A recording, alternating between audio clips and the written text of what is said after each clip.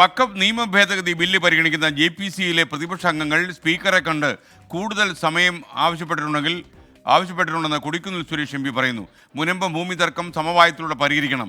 മുനമ്പം നിവാസികളെ കുടിയിറക്കാൻ പാടില്ല എന്നാണ് കോൺഗ്രസ് നിലപാടെന്നും കൊടിക്കുന്നിൽ സുരേഷ് 24നോട്. ബൽറാം നെടുങ്ങാടി ഡൽഹിയിൽ നിന്ന് തയ്യാറാക്കിയ റിപ്പോർട്ട്. മുതിർന്ന കോൺഗ്രസ് നേതാവ് കൊടിക്കുന്നിൽ സുരേഷ് MP ചേരുകയാണ് 24നൊപ്പം.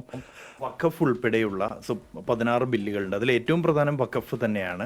അത് JPCയുടെ പരിഗണനയിലാണ്. ആ ഒരു ബില്ല് ഇത്തവണ തന്നെ അവതരിപ്പിക്കാനാണ് സർക്കാർ ശ്രമിക്കുന്നത്. ഇതിലെന്താണ് കോൺഗ്രസിൻ്റെ ഒരു പ്രതിപക്ഷ MPമാരുടെ അഭിപ്രായം സ്പീക്കർ അറിയിച്ചു.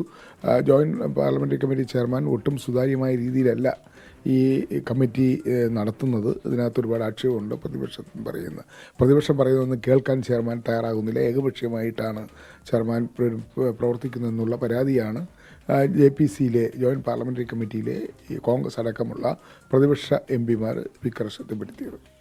കേരളത്തെ സംബന്ധിച്ച് മുനമ്പത്ത് ഈ വലിയൊരു പ്രതിഷേധം നടന്നു വരുന്നു. ജനങ്ങൾ വലിയ ആശങ്കയിലാണ്, കുറേ ആളുകൾ. ഈ ഒരു ബില്ലിലൂടെ അതിൽ പരിഹാരമാകുമെന്ന തരത്തിലുള്ള ഒരു പ്രതീക്ഷയും ചില വിഭാഗങ്ങൾക്കുണ്ട്.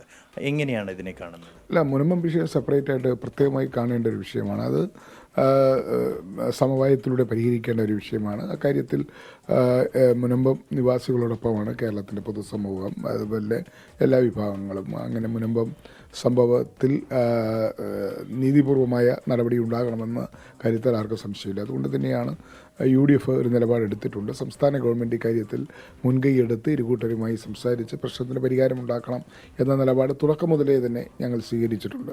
സമരം നടത്തുന്ന സംഘടനയുമായിട്ട് ഗവൺമെൻറ് മുഖ്യമന്ത്രി നേരിട്ട് ചർച്ച നടത്തിയിട്ടുണ്ട്. അപ്പോൾ ഞങ്ങളെ സംബന്ധിച്ചിടത്തോളം ഞങ്ങളുടെ നിലപാട് ഇതൊരു സമവായത്തിലൂടെ തീരണം. ഒരു കാരണവശാലും മുനമ്പം നിവാസികളെ ഇതിൻ്റെ പേരിൽ കുടിയിറക്കാൻ പാടില്ല എന്നുള്ള